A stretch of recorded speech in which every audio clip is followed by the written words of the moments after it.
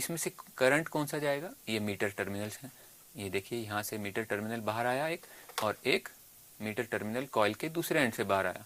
तो current through the wire coil causes needle to deflect. अब needle को हमने मूविंग कॉइल के साथ जोड़ रखा है, ये काफ़ी लाइट वेट है। तो जब इसमें करंट पास करेंगे, अब करंट कॉइल में से पास होगा, कॉइल को मैग्नेटिक फील्ड में रखा हुआ है, तो इट विल इंड्यूस फोर्स होगा, तो ये नीडल डिफ्लेक्ट होगी। तो ये बेसिक एक डायग्राम है, बेसिक मूवमेंट या बेसिक पीएमएमसी इंस्ट्रूमेंट का। ये PMMC meter movement is capable of indicating current only in one direction. With direct current of wrong polarity, the meter can get damaged also. क्योंकि एक north pole है, एक south pole है। अब हम देखते हैं analogue voltmeter and ammeters. तो मल्टीमीटर पे जाने से पहले हम एक एक करके एमीटर या वोल्ट मीटर देखते हैं। The action of all emitters and voltmeters depends upon a deflecting torque produced by an electric current. तो जब हम उस कॉइल में से, जिसको मैग्नेटिक फील्ड में रखा हुआ है, करंट पास करते हैं, तो क्या प्रोड्यूस करती है, एक टॉर्क प्रोड्यूस करती है, डिफ्लेक्टिंग टॉर्क, जिससे कि कॉइल डिफ्लेक्ट होती है। जिससे हमने पॉइंटर लगाया हुआ है तो पॉइंटर डिफ्लेक्ट होगा। एमीटर की बात करें, in an ammeter this torque is produced by the current to be measured. तो ये जो डिफ्लेक्टिंग टॉर्क है, एमीटर के केस में ये टॉर्क प्रोड्यूस होता है जो करंट हमने मेजर करना है। एमीटर से करंट मेजर करते हैं, तो करंट कब मेजर होगा, जब डिफ्लेक्टिंग टॉर्क प्रोड्यूस होगा। डिफ्लेक्टिंग टॉर्क जो प्रोड्यूस होगा वो किसके प्रोपोर्शनल होगा, the current which is to be measured, या और इट्स फ्रैक्शन, या हम उसका एक छोटा सा फ्रैक्शन लेकर मीटर में दे देते हैं। उससे जो टॉर्क प्रोड्यूस होता है वो पॉइंटर को डिफ्लेक्ट करता है। So in an ammeter this torque is produced by the current to be measured. लेकिन अगर हम वोल्ट मीटर की बात करें, ये वोल्ट मीटर जो है, उसमें ये डिफ्लेक्टिंग टॉर्क प्रोड्यूस होता है by the current which is proportional to the voltage to be measured. Voltmeter voltage measure करता है, तो वोल्टेज के प्रोपोर्शनल हम करंट कहाँ भेजेंगे, कॉइल में। तो उस हिसाब से डिफ्लेक्टिंग टॉर्क प्रोड्यूस होगा, क्योंकि कॉइल में से तो करंट जाएगा, इट विल सेंस करंट। तो वोल्टेज के प्रोपोर्शनल अगर हम करंट कॉइल में से भेज दें तो deflection is proportional to current which is in turn is proportional to voltage. Measuring voltages and currents. अब ये देखें आप, when measuring current we connect in series with the component. ये वाला डायग्राम आप देखें कि जब भी हमें करंट मेजर करना है उस समय हम एमीटर को सीरीज में लगाते हैं। ये देखें, अगर हमें यहाँ पर इस सर्किट में करंट देखना है कि क्या करंट फ्लो कर रहा है इधर, तो हम ये इस सर्किट को ब्रेक करना पड़ेगा, यहाँ से ब्रेक करना पड़ेगा और बीच में हमें एमीटर लगाना पड़ेगा। तब यानी कि ये कनेक्शन क्या हो गया, सीरीज। जो भी करंट यहाँ से चलेगा वो एमीटर में से होता हुआ, इधर से होता हुआ वापस नेगेटिव में आ जाएगा। पॉजिटिव से करंट चला, इधर से होता हुआ यहाँ से होकर वापस नेगेटिव में आ जाएगा। करंट का पाथ पूरा हो जाएगा और एमीटर रीडिंग क्या शो करेगी, current whichever is flowing in this. तो हमें ये याद रखना है कि जब भी हमने मल्टीमीटर को एज एन एमीटर यूज करना है, we have to connect the terminals in series. अब दूसरा देखें, when measuring voltage we connect across the component. अब ये सर्किट है, ये पॉजिटिव से करंट चला, इन दो रेजिस्टर्स में होता हुआ वापस नेगेटिव पे आया, यहाँ पर आ गया। अब ये देखें, यहाँ पर कुछ ड्रॉप हुई वोल्टेज, कुछ यहाँ पर ड्रॉप हुई। अब ये ड्रॉप जो वोल्टेज है, अगर हमें if you want to measure it we have to use a volt meter या multimeter as a volt meter. तो यहाँ पर हमें वोल्ट मीटर को हमें पैरेलल में लगाना है। ये देखें आप, ये पैरेलल में लगाया हुआ है। And in connecting the voltmeter we need not break the circuit. हमने यहाँ सर्किट तोड़ा नहीं, जैसे यहाँ पर हमें बीच में यहाँ से ब्रेक करना पड़ा था सर्किट, लेकिन वोल्ट मीटर में हमें अब सर्किट को ब्रेक करने की कोई आवश्यकता नहीं है। There is no need to break the circuit. Directly by connecting the voltmeter in parallel as shown here we can measure the voltage. तो अब एक बात हमें और ध्यान में रखनी है कि जब हम वोल्टेज मेजर करते हैं तो वोल्ट मीटर को पैरेलल में लगाते हैं। इसका मतलब वोल्ट मीटर को कितना रेजिस्टेंस ऑफर करना चाहिए, बहुत ज़्यादा। वोल्ट मीटर का इटसेल्फ रेजिस्टेंस कितना होना चाहिए, बहुत ज़्यादा, यानी कि मिनिमम करंट ले, इसमें कोई करंट नहीं जाना चाहिए, तभी इस सर्किट की वर्किंग अनअफेक्टेड रहेगी। अगर वोल्ट मीटर ही करंट लेने लग जाएगा, थोड़ी देर के लिए मान लेते हैं कि वोल्ट मीटर का रेजिस्टेंस कम है, तो वोल्ट मीटर करंट लेगा, यानी कि ये रेजिस्टेंस प्लस ये रेजिस्टेंस पैरेलल कम्बिनेशन बन जाएगा और करंट, ये सर्किट चेंज हो जाएगा। तो हम ये नहीं चाहते। Therefore volt meter must have very high resistance, very high input resistance. और अगर हम आइडियली बात करें तो वोल्ट मीटर का रेजिस्टेंस इनफाइनाइट होना चाहिए, ताकि किसी सर्किट को ये पता ही ना चले कि कोई वोल्ट मीटर इसके किसी कंपोनेंट के अक्रॉस वोल्टेज मेजर कर रहा है।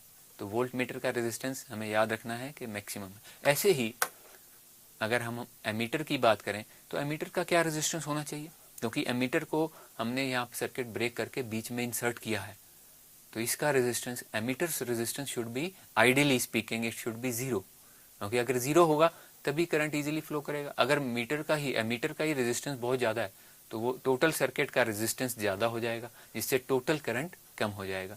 तो ideally speaking ammeter should have zero impedance and voltmeter should have infinite impedance. Analog voltmeters, ammeters and voltmeters.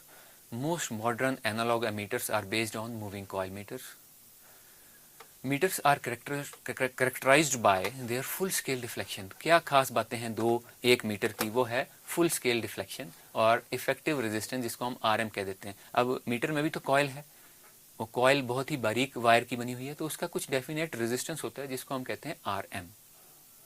Typical meters produce a full scale deflection FSD for a current of 50 microampere to let us say 1 milliampere. तो अलग अलग rating के basic movements market में available हैं, जिसमें कि full scale 50 microampere से लेकर 1 मिली एम्पियर तक भी हो सकता है. Typical meters have an RM, ये जो कॉइल का रेजिस्टेंस है, between a few ohms to few kilo ohms. तो मूवमेंट्स ऐसी भी हैं हमारे पास जिसमें मीटर की कॉइल का रेजिस्टेंस सिर्फ कुछ ओम्स है, 5 ओम, 10 ओम, 20 ओम्स और फ्यू किलो ओम्स तक जा सकता है. ये आप देख रहे हैं एक basic voltmeter and ammeter.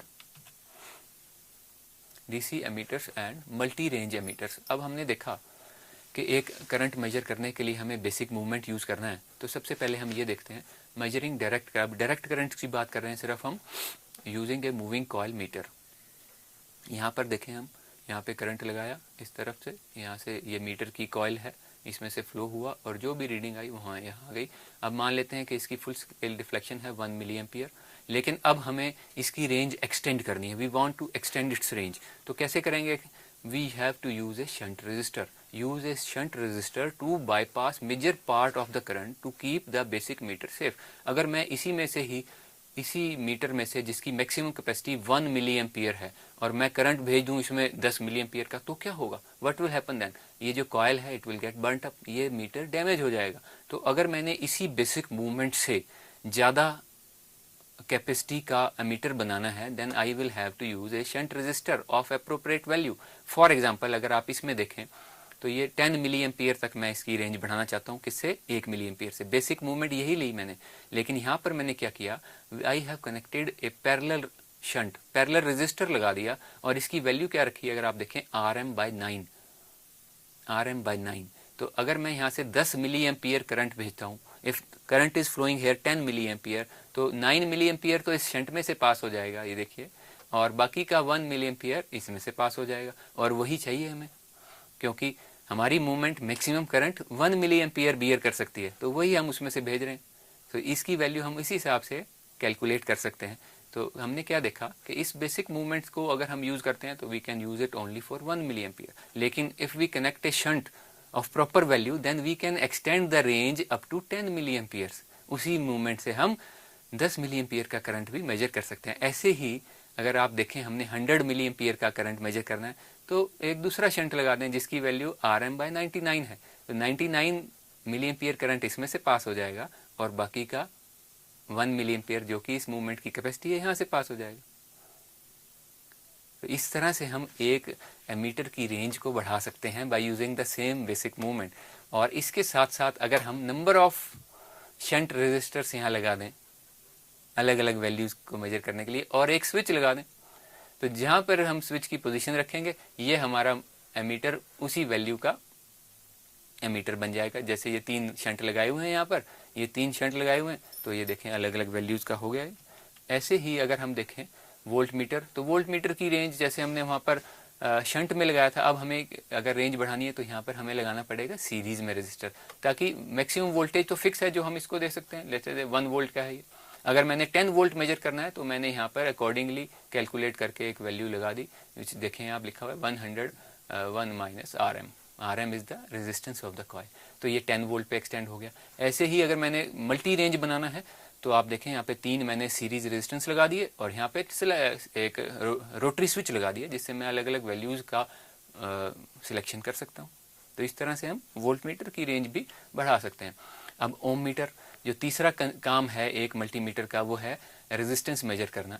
तो आप एक चीज़ आप नोट करें कि यहाँ पे इन्फिनिटी ये है, ये उल्टा है और ये ज़ीरो है। आमतौर पे जो स्केल स्टार्ट होते हैं वो ज़ीरो से हाई वैल्यू की तरफ जाते हैं, लेकिन ओम मीटर में ये इन्फिनिटी से स्टार्ट होकर ज़ीरो की तरफ जाता है। अगर इसका बेसिक सर्किट देखें तो बेसिक मूवमेंट तो वही है 1 मिली एम्पियर वाली, लेकिन we have to use an internal power supply, ये हमें लगानी पड़ेगी यहाँ पर। तो ये हमने सप्लाई लगा दी, ये जीरो एडजस्टमेंट है, ये करंट लिमिटिंग रेजिस्टेंस है। अब जब यहाँ अननोन रेजिस्टेंस लगाते हैं, मान लीजिए इसको हमने ओपन कर दिया, बहुत हाई वैल्यू का रेजिस्टेंस लगाया, बहुत हाई वैल्यू का लगाया, तो करंट कितना फ्लो करेगा? कोई करंट नहीं फ्लो करेगा, क्योंकि ये तो ओपन है, यहाँ पे कोई रेजिस्टेंस नहीं है। इस वायर को हमने कोई नहीं लगाया, यानी कि इनफाइनाइट रेजिस्टेंस है, तो कितना करंट फ्लो करेगा? जीरो। तो जब जीरो करंट फ्लो करेगा तो मूवमेंट में कोई डिफ्लेक्शन नहीं होगी, तो यहाँ इन्फिनिटी पे पॉइंटर रीड करेगा। और जब हम मान लीजिए इसको शॉर्ट कर देते हैं, इन दोनों टर्मिनल्स को मैं ओम मीटर के शॉर्ट कर दूं, अगर ये देखिए शॉर्ट कर दें अगर, तो मैक्सिमम करंट फ्लो करेगा। और फिर मैं ज़ीरो एडजस्टमेंट पॉट को यूज़ करता हूँ और इसको उस वैल्यू पे रख देता हूँ ताकि ये नीडल जो है सीधा ज़ीरो पे आ जाए। ये आपने मल्टीमीटर्स में देखा है। तो जब ये ज़ीरो कर देते हैं तो ये मैक्सिमम डिफ्लेक्शन होगी और यहाँ पे ज़ीरो रीड होगा। तो इस तरह से हम ओम मीटर बनाते हैं। अब हमें मल्टीमीटर बनाना है इन तीनों से by combining all such circuits, जिसमें हमने शंट लगाई, सीरीज लगाई और ओम मीटर लगाया, and keeping a single basic movement with the help of selector switches. Selector switches लगा लें कि हमें as a volt meter use करना है, एज ए एमीटर यूज़ करना है, as a ohmmeter use करना है। कैसे यूज़ करना है उसको, तो हम सिलेक्टर स्विचेस लगा सकते हैं, रेंज के लिए स्विचेस लगा सकते हैं। A volt ohm meter can be made simply, it will look like the next slide. ये देखें आप, एक बेसिक सिर्फ सिंपलिस्टिक सर्किट शो किया है यहाँ पर। यहाँ पर एक वोल्ट मीटर है, ये बेसिक मूवमेंट है, जी लिख दिया मैंने यहाँ पर बेसिक मूवमेंट को, गैल्वेनोमीटर। अब यहाँ पर देखें ये सीरीज में रेजिस्टेंस लगा हुआ है, तो ये बन गया वोल्ट मीटर। अब एमीटर देखें, ये शंट में लगा हुआ है, ये शंट रेजिस्टेंस लगा हुआ है, तो ये बन गया एक एमीटर। और अगर ओम मीटर की बात करें तो एक्सटर्नल पावर सोर्स चाहिए हमें इसके लिए, तो ये पावर सोर्स लगा दिया यहाँ पर, तो ये है एक। तो इन तीनों को अगर हम कंबाइन कर दें तो मल्टीमीटर बन जाता है या VOM मीटर बन जाता है। अब ये देखें, देखने में ये कैसा होता है, आप सबने देख रखा है। Analogue multimeters general purpose instruments use a combination of switches and resistors to give a number of voltage and current ranges. देखिए नंबर ऑफ करंट रेंजेस हैं, नंबर ऑफ वोल्टेज रेंजेस हैं यहाँ पर। इसको ये एक रोटरी स्विच है या सिलेक्टर स्विच कह देते हैं इसको, ये लीड्स हैं इसकी। तो ये एनालॉग मल्टीमीटर्स हैं। A rectifier allows the measurement of AC voltage and currents. अब हमने देखा है कि ये तो PMMC मीटर तो DC मेजर करता है, लेकिन हमें AC भी मेजर करनी पड़ सकती है, AC वोल्टेज एंड करंट। तो उसके लिए सिंपल कंसेप्ट है, जो भी AC वोल्टेज जो हमने मेजर करनी है, अगर हम उसको पहले रेक्टिफायर लगा दें तो रेक्टिफायर क्या करेगा, AC को DC में कन्वर्ट कर देगा और फिर हमारा वही बेसिक मूवमेंट DC को बड़े ईजिली मेजर कर सकता है। तो additional typical analog multimeter additional circuitry permits resistance measurement, देख लिया हमने। Very versatile but relatively low input resistance on voltage ranges produces considerable loading in some situations. तो एनालॉग मल्टीमीटर में एक प्रॉब्लम रहती है कि उसकी इनपुट इम्पीडेंस थोड़ी कम है, जिससे कि लोडिंग हो जाती है। अब ये लोडिंग क्या है, ये फटाफट से इस डायग्राम से आपको समझाया गया है। देखिए, loading effects voltage measurement. Our measuring instrument will have an effective resistance RM। हमें पता है कि जो हमने इस सर्किट के पैरेलल में यहाँ वोल्टेज देखना चाहते हैं, हमने क्या लगाया, एक मीटर। उस मीटर का अपना रेजिस्टेंस भी है, कितना है, RM। तो अगर मैं मीटर को रिप्लेस करके यहाँ पर देखें RM लिख दें, तो ये RM एक्चुअली क्या है, actually it is the volt meter, it is the resistance offered by the volt meter. ये पैरेलल में लगा दिया। And all of us know that to resistances अगर हम उनको पैरेलल में लगा दें तो resultant resistance is always lesser than the least.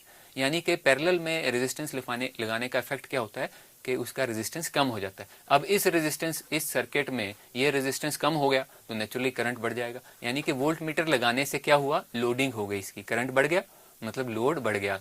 इसके ये अब सप्लाई ज़्यादा करंट देगी। जब तक हमने वोल्ट मीटर नहीं लगाया था सिर्फ 2 रेजिस्टेंस से, जैसे ही वोल्ट मीटर लगाया ये पैरेलल कम्बिनेशन हो गया और पैरेलल कम्बिनेशन का रेजिस्टेंस कम होता है, तो रेजिस्टेंस कम होने से करंट बढ़ जाएगा।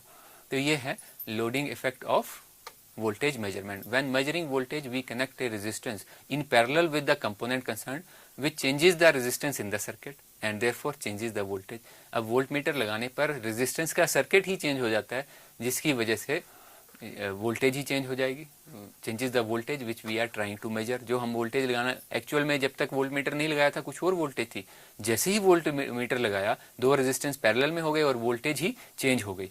इस प्रोसेस को, इस कंसेप्ट को हम कहते हैं लोडिंग। ऐसे ही हम करंट भी मेजर करते हैं, तो एमीटर भी लोडिंग करता है। ये देखें loading effect, our measuring instrument, ये तो वही है, RM इसका रेजिस्टेंस है। अब ये यहाँ पर मैंने सर्किट ब्रेक करके बीच में एमीटर लगा दिया। अब यहाँ पर दूसरे सर्किट में मैंने एमीटर की बजाय उसका इक्विवेलेंट रेजिस्टेंस दिखा दिया। अब अगर आप ये देखें RM की कुछ भी स्पेसिफिक वैल्यू होगी तो वो इस रेजिस्टेंस के साथ सीरीज में है, तो इफेक्टिव रेजिस्टेंस बढ़ जाएगा। जब इफेक्टिव रेजिस्टेंस बढ़ेगा तो इस सर्किट का करंट अपने आप कम हो जाएगा, और कम हो जाएगा this is known as loading effect. Meter जो है एक्चुअल करंट शो नहीं करेगा बल्कि रिड्यूस्ड करंट शो करेगा, क्योंकि इसका अपना रेजिस्टेंस इस रेजिस्टेंस के सीरीज में आ गया। When measuring current, we connect a resistance in series with the component concerned, with which again changes the resistance in the circuit and therefore changes the current. अब जैसे ही मीटर हमने बीच में लगाया, उसने टोटल रेजिस्टेंस बढ़ा दिया। टोटल रेजिस्टेंस बढ़ने से टोटल करंट कम हो गया। This is again loading effect. इसी को हम कहते हैं कि ये लोडिंग इफेक्ट है। Thank you.